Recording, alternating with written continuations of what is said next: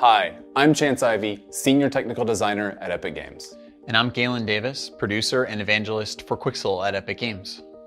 Last summer, we revealed the first look at what's coming in Unreal Engine 5, the next generation of our real-time technology, and our demo, Lumen in the Land of Nanite. Since then, the engine team has been working hard on preparing the tools and technology for creators around the world to get their hands on so that they can explore the new features and provide us with feedback. Now, just a few months ago, we assembled a small team of developers to see what they could build using these new features. The result is a new practical sample project called Valley of the Ancient. And today, we're excited to give you the very first hands-on look at some of the new tools and workflows that we use to build it. Now, we've got a lot to get to, so let's get started.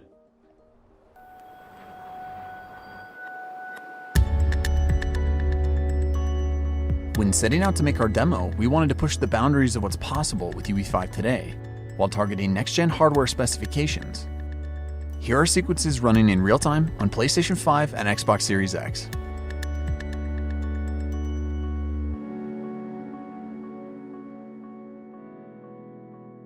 Okay, welcome to the brand new UI in Unreal Engine 5. While a lot of the same features and functionality that you've come to know in UE4 are still present in the new UI, we've added several new systems that put you at the center of the experience. For example, the content browser can now be accessed like a drawer using hotkeys, allowing you to keep a clean workspace while still having access to all the content that you need. We can also collapse and restore editor tabs to and from the sidebar, maximizing the viewport experience. And you're going to see a lot more of the UI as we get further into this presentation, but we can't wait for you to get your hands on it. Now, one of the main features of Unreal Engine 5 is Nanite, our virtualized micropolygon geometry system that frees artists to create as much geometric detail as the eye can see. Virtualized geometry supports orders of magnitude more triangles without compromising speed, and replaces the traditional system of mesh LODs, handling all detail transitions seamlessly without any additional setup. In other words, Nanite lets the artist create while the engine does the work. Switching to this Nanite visualization, you can see individual triangles rendered out as different colors here in the viewport. And because the geometry is now virtualized, you can feel free to place assets like these all throughout your scene to fill out a massive player space. Using this debug view, you can see individual instances represented by different colors from swatch to swatch. Each instance in this environment contains around 1 to 2 million triangles, providing enough detail for the camera to roam with complete creative freedom.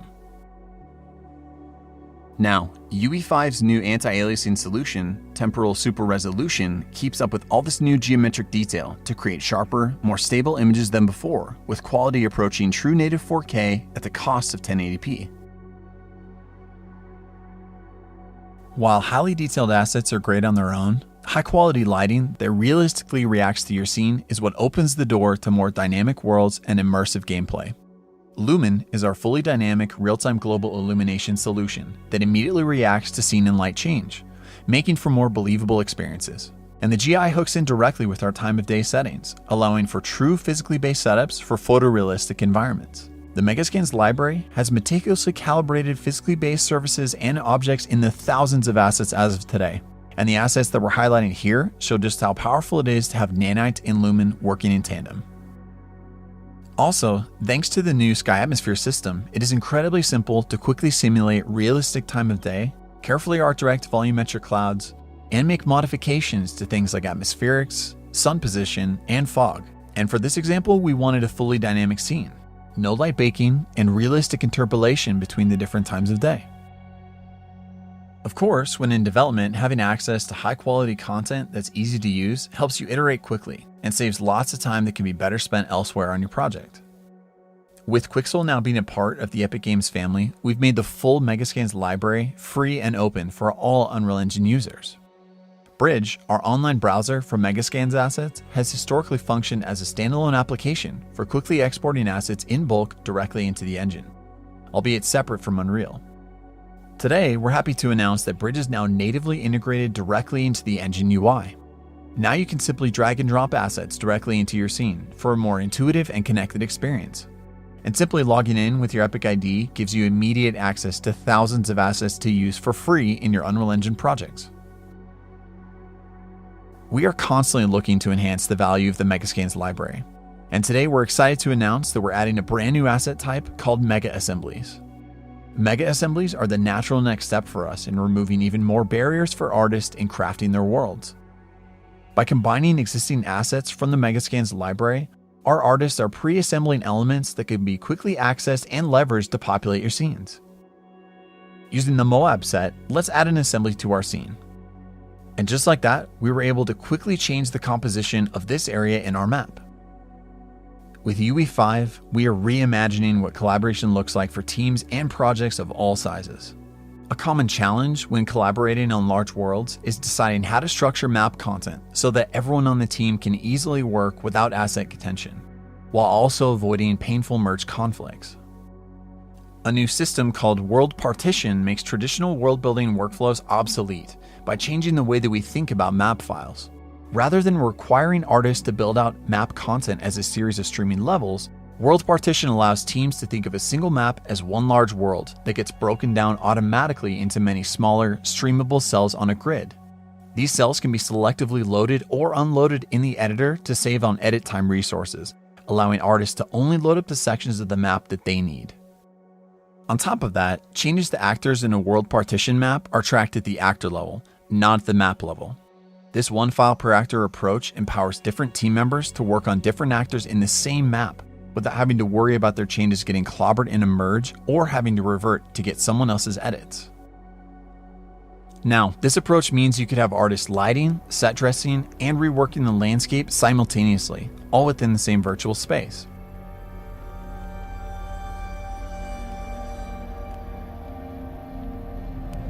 Managing this much content at runtime typically requires a ton of thought about how to stream relevant content in and out to stay inside performance budgets. Fortunately, World Partition handles that as well.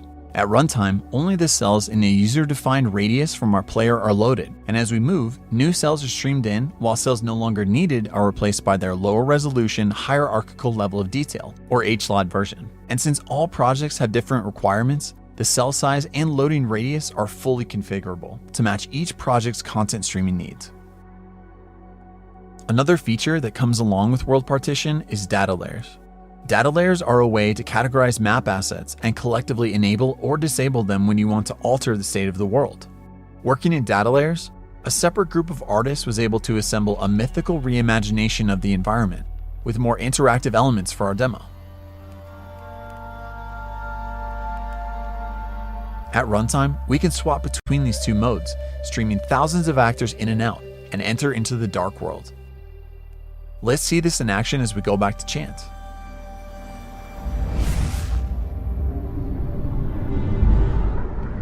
Thanks, Galen. Many runtime and interactive frameworks in Unreal Engine are getting significant updates in UE5. One thing we've added for animation is an experimental new full-body IK solver, which is designed to give you better results with less work. Here, you can see it in action as the rig for our player character, Echo, corrects itself to adjust for variations on the ground below her. It's deterministic, reliable, and around 10 times faster than before. To build and maintain more scalable gameplay systems, we've also added a new framework called Game Feature Plugins that will allow you to build and ship game content in a more modular way. With Game Feature Plugins, numerous core gameplay features can be built in parallel with better encapsulation and finer content organization. Game Feature Plugins allow developers to add activation instructions to extend base game functionality, register new input actions for players, and interface with other frameworks such as animation. When we shifted into the Dark World, we also activated a new game feature to give Echo a brand new attack ability. All of the assets and logic needed for the ability, including new animations, input controls, blueprint code, VFX, and audio, are contained inside this plugin, and core game classes have no idea that these assets exist until we activate it. We've also added a feature called Animation Motion Warping, which allows you to manipulate root motion animations to adapt them to the world. Echo's vault animation was authored to the specific dimensions of this rubble. Leveraging motion warping, we were able to add notify states in the vault animation asset that can react to transform data passed in via blueprints. This allowed us to reuse the same animation to vault over other assets of different dimensions, like these pieces of debris, by sending information about their size into the motion warping system. Before triggering the vaulting animation, a blueprint script determines her rotation, how high up she jumps, how far she needs to move to get to the other side, and where her feet should land. Motion warping then adapts the root motion of the vault animation to match this data. Also, for the Rift Interact animation, we use motion warping to place Echo in the perfect position in order to ensure her hand would always touch the rift. So on the topic of animation, Unreal Engine 5 also includes our in-editor rigging tool, Control Rig.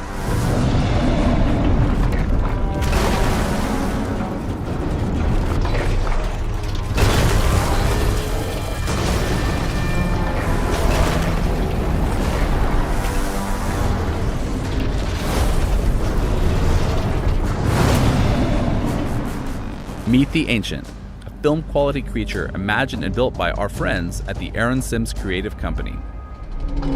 We partnered with Aaron Sims and his group of talented artists to concept the Dark World and to bring it to life through an enormous mythical adversary. Now, every single animation for the Ancient was authored wholly in Engine by the Aaron Sims creative team using Control Rig and Sequencer, our linear cinematic animation tool. Also, just to push the boundaries a bit, they even built it out of a collection of nanite meshes totaling over 50 million triangles attached directly to the skeleton. Control Rig was designed to keep artists close to their creations without having to bounce back and forth between software packages, allowing them to quickly iterate, all inside Unreal. While imagining the battle between Echo and the Ancient, we wanted to give the creature a heavy laser attack that Echo would have to avoid. We needed it to track Echo's location in the arena and fire a slow, sweeping blast towards her. Taking advantage of the full-body IK solver mentioned earlier, we were able to influence the direction and distance the Ancient reaches out during the firing animation, based on where Echo is in the scene. Let's see the results. Here is what the base firing animation looks like.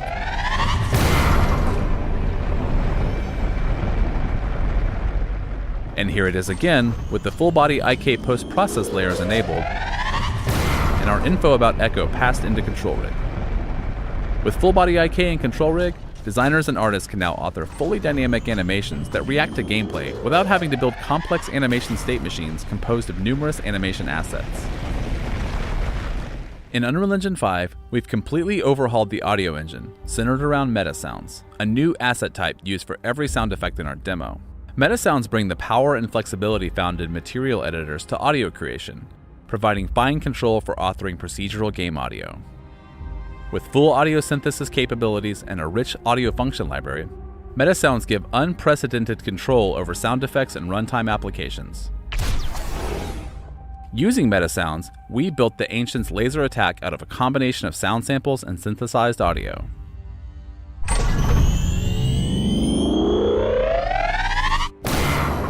Let's briefly break down how it was set up. Using the stereo mixer, let's isolate and play just the synthesized charge sound.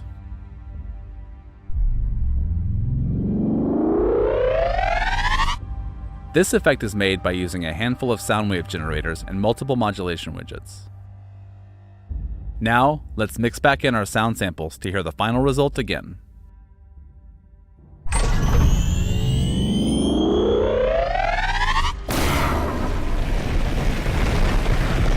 Alright, let's take down the Ancient.